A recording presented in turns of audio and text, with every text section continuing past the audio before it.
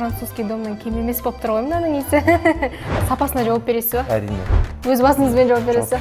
Болды. Мынау біздікі. Біздікі өзінікі өндірісті. Сапасы да жайлы екен. Қымбатты емес та. Оны сатып алуды істейді. Я қымбат көрермен, әзіл-әзілімен, бірақ дәл қазір менің артында тұрған сұйықтықтар, бұлар жай ғана су емес. Бұлар микробтардың ажалы. Коронавирус кет, коронавирус кет деген әнге тікелей әсер еткен, я?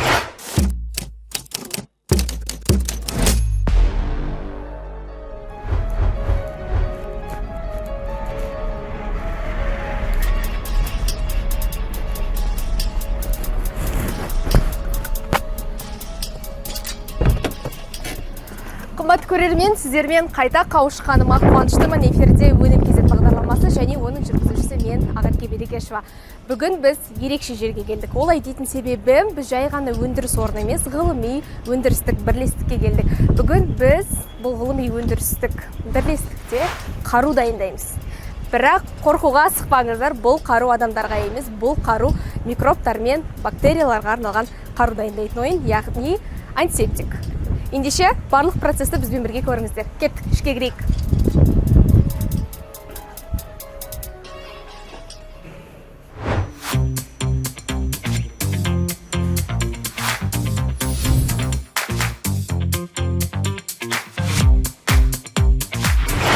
Бүгінде бәріміз қолданатын кішкентай антисептик шөлмектердің артында бүтін бір медицина төңкерісі мен миллиондаған адамның өмірі тұр. Ал бұрын, яғни 19 ғасырдың ортасына дейін қарапайым отаның өзі адам өміріне үлкен қауіп төндіретін. Өйткені ол кезде медицинада микроб пен инфекция деген ұғым мүлде болмаған.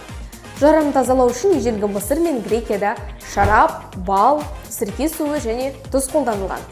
Дегенмен антисептиканың ғылыми негізін 1847 жылы венгриялық дәрігер Игнац Земмельвейс қалады. Перзентханада жұмыс істеген ол дәрігерлерге қолдарын хлорлы сумен жууды міндеттеді. Нәтижесінде босанған әйелдер арасындағы өлім-жітім көрсеткіші 18%-дан 1%-ға дейін төмендеді. Ал біз білетін сусыз ақ қолды дезинфекциялайтын алғашқы спиртті гель 1966 жылы Германияда жасап шығарылды.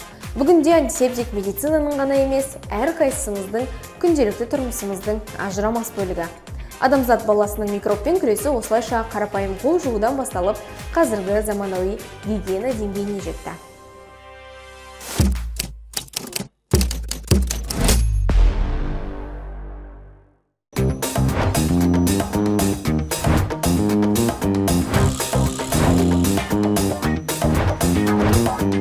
Қымбат көрермен, ендеше дәл қазір Жандос ағамен бірге антисептиктің толықтай нөлден бастап жасалу жолын танысайық. Өнімге дейін қалай баратын бірге көрейік. Таныстырып өтіңіз аға. МПО Асем, осы жерде өндіріс зам по производству. Жалпы мен сіздерге бүгінгі күні сізге полностью таныстырып өтейін. Толығымен қалай өнімнің қалай дайындалуы, жалпылама процесті көрсетейін. Неден бастаймыз ендеше? Бастайтын болсақ, жалпы бізде таңғы уақытта жалпы жұмыс бастайтын кезде арнайы су кеп су құйылады. Бұл жерден суды жаңағыдай бізде енді дезинфекциялық средство болған екен, арнайы тазалағышта фильтрден өтеді. Бұл дистиллировать етеді суды. Жалпы аппарат қосылады. Содан кейін су осы арқылы ағып өтіп, арнайы фильтрдан тас қосылды, дистиллировать етіп, осы ыдысқа жиналады. Жандос аға, су дедіңіз, қандай су? Кәдімгі крандағы суда аласыздар, иә? Сол су келгеннен кейін арнайы аппараттан дистиллировать етіп өтеді. Суды өңдеп болғаннан кейін біз арнайы жаңағы шығарып жатқан өнімімізге байланысты, 12 өнімге байланысты, жаңағы әр өнімнің өзінің арнайы қанша су құйылу қажеттілігі бар. Ол судың арнайы бойлерге құю үшін біз мына жерде өзіміздің мына жерде ашып арнайы суды жолдаймыз, қажетті құтыға жолдаймыз. Бұл жерде судың қанша литр қосылуы маңызды, әр өнімнің өзінің құрамында қанша болатынына байланысты, пропорциясына байланысты есептеліп, счетчик арқылы есептеліп құйылады. Қазіргі таңда біз өзіңізге белгілі жаңа бір дайындаған кезде 1 тонна өнім дайындаймыз. Бүгінгі таңда осы ортадағы бойлерде антисептик дайындалуда. Антисептик енді жалпы арнайы 50 жаңа 100 миллиграммдық жаңа қолға ыңғайлы пайдалану үшін и және литровый и 5 литрлік болып дайындалады. Бұл өзі көбінде литровыйды жаңағыдай ауруханаларға, аптекаларға қойып қояды. Мына арнайы өзінің несі бар. Көрсеңіз болады, қолыңызға тамызып көрсете аламын. Осылай қолды дезинфекция етіп жүруге жалпы микробтан айырылуға қажет нәрсе. Түсінікті. Жандос аға, енді осы тұста бір сұрақ қоя кетсем, негізі антисептиктің иісін ұната бермейді көбісі. Бірақ біз дәл қазір көріп тұрмыз, алдымызда қаншама антисептиктің басы ашылып тұр, яғни бұдан қатты ондай өткір иіс шығып тұрған жоқ. Бұдан бір тәтті порошоктың иісі секілді иіс шығып тұр. Бұл үшін арнайы не қолданасыздар? Жалпы бір құпияларыңыз бар сияқты. Құпия бар, именно біз бұл арнайы өзінің отдушкасы болады, ол жаңағыдай француз өнімдері сияқты духи ретіндегідей айтсақ болады, сол өзінің өнімнің жалпы пропорциясына байланысты қосылады. Ол дәмдеуіш дейді, иіс шығарғыш жаңағыдай қосылады. Біз өзімізде жалпы МПО-сем көбінде жусан иісін кіші ыдыстарға пайдаланады, ауруханаларға алоэ және жаңағыдай мята дейді. Орысша айтқанда сол жалбыздар қосылып дайындалынады. И сол мақсатта жаңағыдай бұл енді антисептик препарат, арнайы ПГМБ, фармин жаңағы нелер қосылғаннан кейін өткір иіс шықпау үшін мақсатында соны қосылады. Спирт, основном спирттің иісі қатты шығады. Сол иістерді басады. Адам пайдаланған уақытта жеңіл болу үшін. Жалпы, енді сіздер барлық химиялық қоспаларды біріктіріп жатырсыздар, осы процеспен етене жақын жұмыс жасап жатырсыздар. Өздеріңізге зияны жоқ па? Қалай қорғанасыздар бұл процестен? Жалпы бұл өзімізге зиян тимеу мақсатында арнайы бірінші кезекте таңертең келген кезде өзіміз осы өндірісті өндіріп отқаннан кейін өзімізде осы антисептикпен пайдаланамыз тұрақты түрде. Сонымен қатар арнайы перчатка, спецодежда дейді, и маска тағамыз. Енді ауыр өндіріс болатын болса, арнайы респираторлар бар. Осы масканы тағып, жалпы өзімізге қатты зиян тимеу мақсатында бізде приток, воздушный приток пен обратный приток шығаратын вентиляция арна осыған арнайы қойылған. Бұны сіздерге қосып көрсетсем де болады.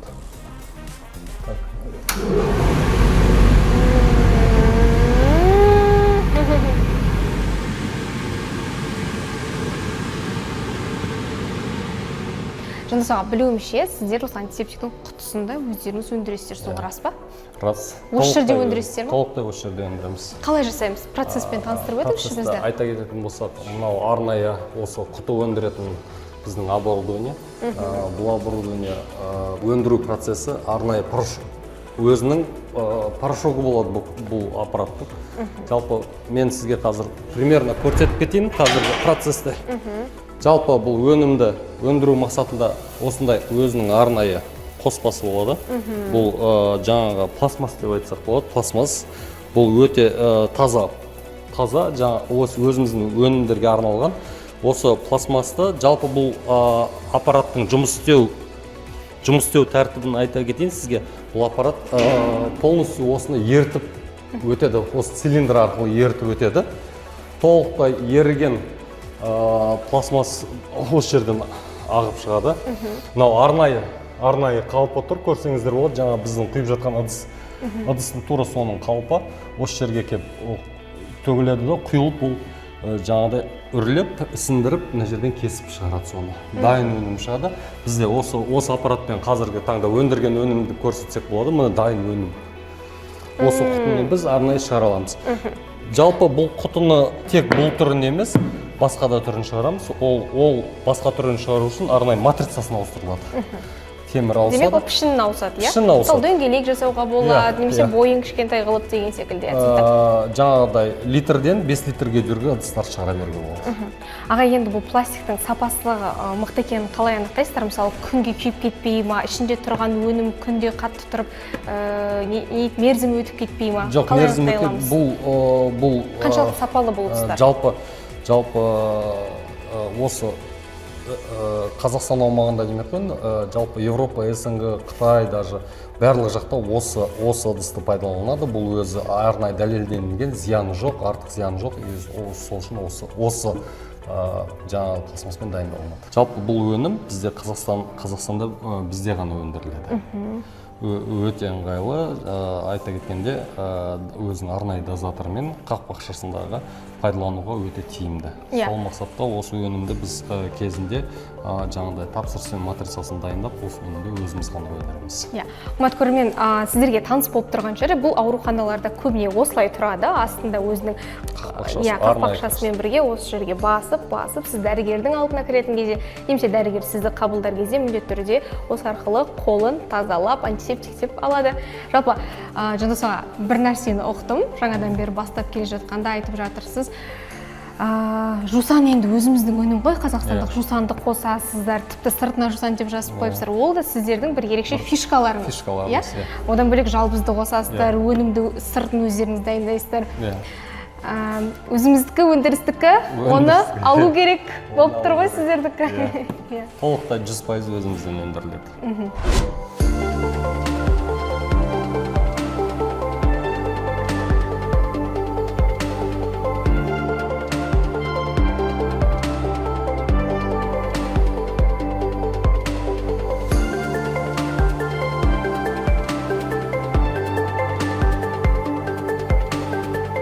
Қымбатты көрермен, біз дәл қазір ең қызықты сәтке келдік. Олай дейтін себебім, біз дәл қазір қандай процесс жасаймыз? Химиялық қоспаларды біріктіреміз, иә? Химиялық қоспаларды біріктіріп, өнімді өндіру процесі, жалпы дайындау процесі. Ол үшін неден бастаймыз? Ол үшін өзіңізге бағана белгілі айтып кеткенде суды жинап алдық. Бұл жаққа арнайы. Содан кейін қажетті қоспаларды қосамыз. Мысалы ретінде сізге концентратты қазіргі таңда қосып дайындап көрсетейін. Мынау арнайы спирт.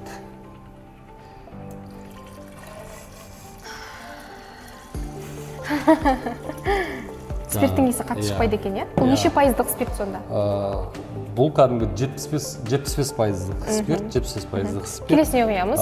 Мен құйсам бола ма оларды? Құйымыз Катапов. Осыдан мынау 200 деген мөлшерге жүргеніміз. Қалсын ба 200-ге дейін? Иә, 200 құйыңыз.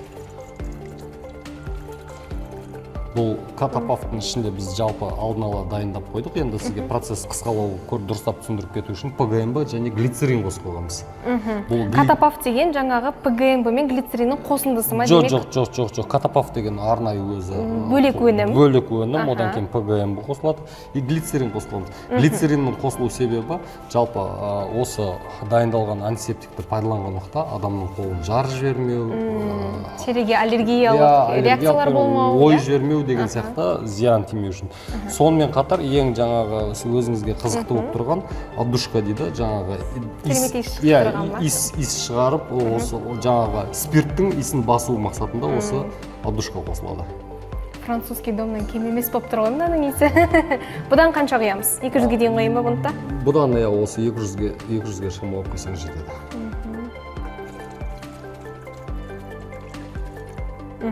Бола ма? Тағы қойын ба? Кішкене қойыңыз. Бұны мейлінше көп қойсақ, иісі соншалықты жақсы шыға ма сонда?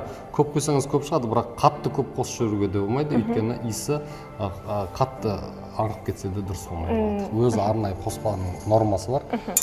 Толықтай полностью өнім дайындалып, осылай араласып болғаннан кейін, бұл енді біз химиялық қоспаларды қосып жатырмық қой. Жалпы бұл өнімнің өзін, мынау өзі бойлердің өзінде арнайы температурасы бар. Ішінде айтып кететін болса, өзінің қозғайтын, қозғаушы жаңағыдай не дейді, қасығы дей ма, айналып тұратын, мотормен айналып тұратын қасығы бар. Әр қоспаны қосып болғаннан кейін өзі арнайы уақыты бар. Сол уақытымен дайындалып, дайын болған кезде өнім құйыла бастайды. Бұл қазір құрылғыға құйғаннан кейін жалпы бір өнімді дайындап шығу үшін шамамен қанша уақыт кетеді? Әр өнімнің өзінің арнайы уақыты бар.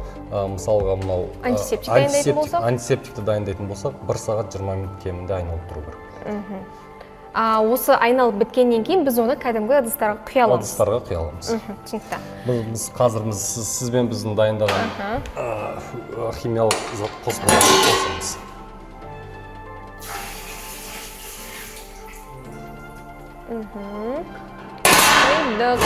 Біздің өнім құрылғыға жіберілді, енді антисептикті күтеміз. Түсінікті. Аға, негізі осы мына жерде қазір қанша тонна зат? 1 тонна өнім. 1 тонна, иә. 1 тонна өнімнен қанша дәл осындай 1 литрлік өнім дайындай аламыз, шығара аламыз? 1000 штук. Бір күнде қанша ұн дайынсыздар? Бұл жерде шектеу жоқ. Бір күнде біз 2 тонна өнімге дейін толықтай игере аламыз. Игере аласыздар. Ол кем дегенде. Если максимально күшке қосылатын болса, 6-7 тоннаға дейін күш шамамыз жетеді. 6-7 тонна ол тек қана осы бір бойлерден ғана ма? Әлде 3 бойлерден? Бір бойлерден, мысалға, бір бойлерден 1 тонна өнім дайындалып кетеді, артынша қоспалар қосылады да қайтадан құйыла береді. 3 бойлер жұмыс істейтін болса, бірдесен 3 тонна өнім өндіреді. Қымбатты көрермен, өнімнің қалай жасалатын процессті көрдік, оны бойлерге жібердік, шикізатты қайдан алатынымызды білдік. Енді бізде соңғы процесс тек қана осы өнімдердің крышкасын жабу және оның сыртына арнайы жапсырмасын жапсыру ғана қалды. Назар аударыңыздар, өнім Қазақстанда жасалған отандық бренд. Енді дәл осы наклейкаларды қалай жапсырамыз, сол процесспен бір танысып өтейік. Қайда барамыз? Біз арнайы өзінің сыртқы логотип дейді, жалпы өзінің этикеткасын жапсырар алдында өңделген өнімнің арнайы сериясын қоямыз. Сериясынан кейін өндірілген күннің мерзім датасын қоямыз. Оны былай көрсетіп кететін болсақ, осы арнайы аппарат осылай өнімге күнде қай уақытта шыққан мерзімін көрсетіп, осылай дайындалып жазылып шығады. Қане, мен бір қарап жүрейін. 2026 жылдың 7 айында шыққан. Бұл қанша жылға дейін жарамды? Бұл 5 жылға дейін жарамды. 5 жылға дейін жарамды. Оған дейін смело қорқпай қолдана берсек бола ма? Смело қорқпай қолдана берсеңіз болады. Болды, түсінді. Мен жасап көрейін. Қайта қорқатын заттардан қорғану ретінде пайдалансаңыз болады. Қорқатын заттар, керемет. Мына жерге қоямын. Қоясыз, қызыл кнопканы басасыз. Бұл енді жартылай механикалық түрінде қосып тұр, автомат түрінде де қосуға болады. Өте оңай. Автомат түрде өзі әрі қарай тартып алып кетіп шығарып жасап бере бере ма? Ол үшін нені басу керек? Авто дегенді қосасыз, тоқтамай ұрады. Өзі жылжып кете береді. Түсінікті. Керемет. Отандық өнімді қолдайық, қымбатты көрермен.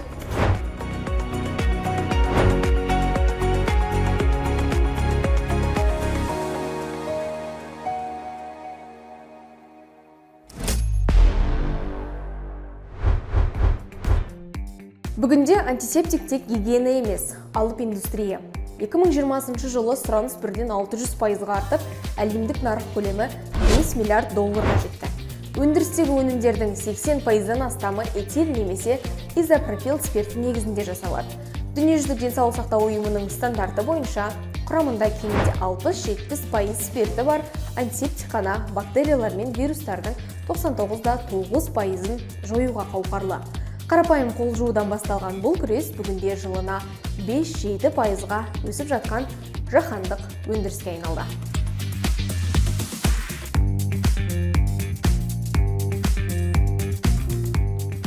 Қымбат көрермен, дәл қазір менің жанымда Бақытжан аға дәл осы ғылыми өндірістік бірлестіктің басшысы. Енді бізге осы ғылыми өндіріс туралы толық айтып берсеңіз, жалпы тағы да басқа қандай өнімдер шығарасыздар? Жаңа бағдарламаның басында 12 өнім дедіңіздер ғой.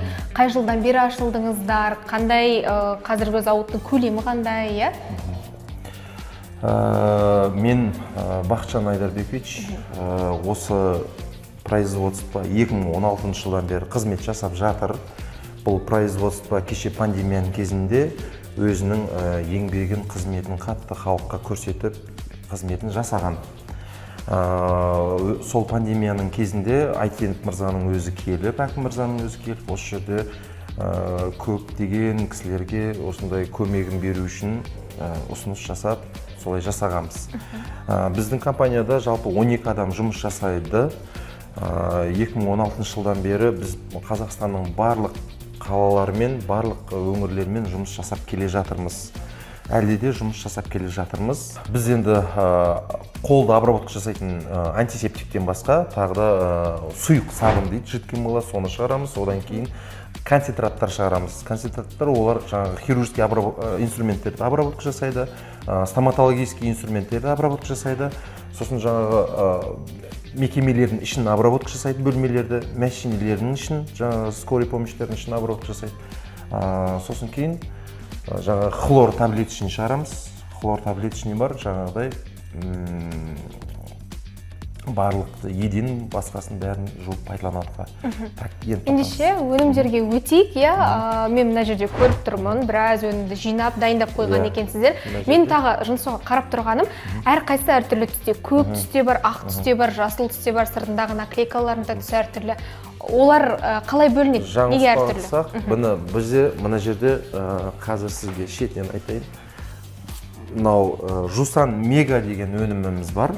Жусан Меганы в основном бұны хирургиялық инструменттер обработка жасайды Мега. Бұл жаңағы в основном туберкулезный больницалар, инфекционный больницалар бізде в основном осыны алады. Сосын кейін бізде экстра ем деген Жусан экстра ем деген сұйықтығымыз бар. Бұл роддомдарда в основном қолданады. И жедел жәрдем мәшинелерінің ішін обработка жасайды. Бұл барлығына кетеді. Барлық поверхностың бәрін кетеді.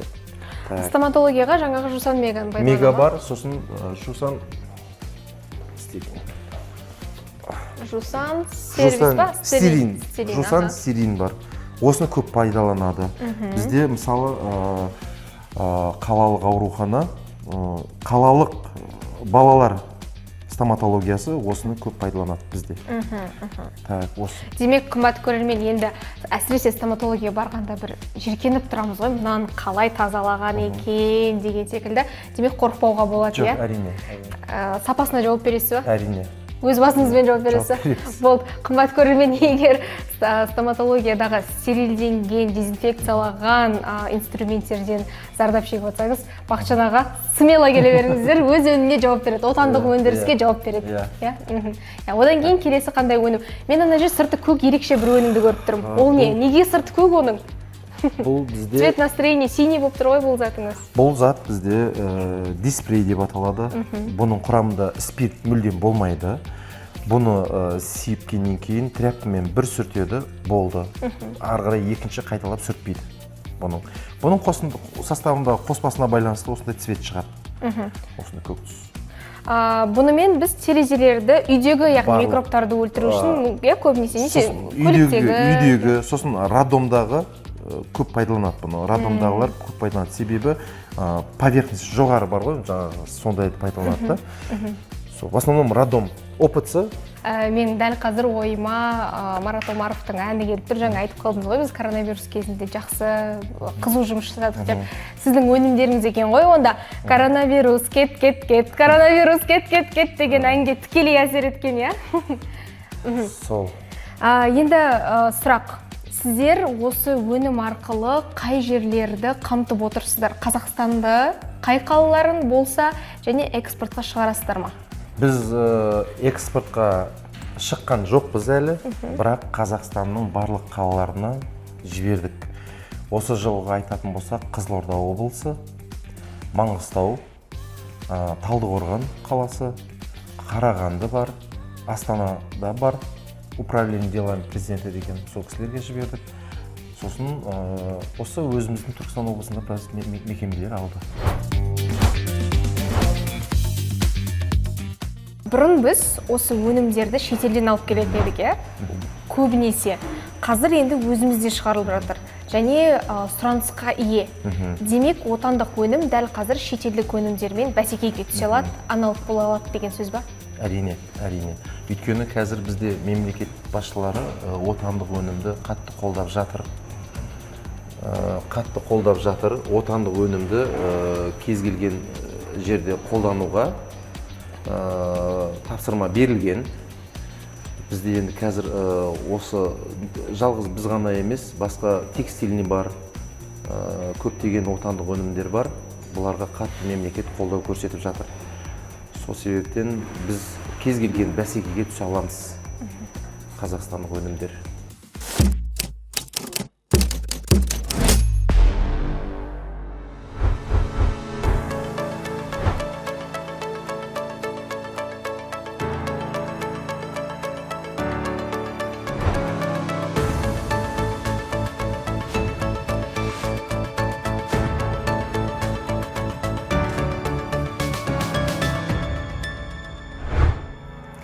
медицинада ұсақ түйек деген ұғым жоқ. Науқастың қауіпсіздігі мен әрбір кабинеттің стерильдігі сапалы дезинфекциядан басталады.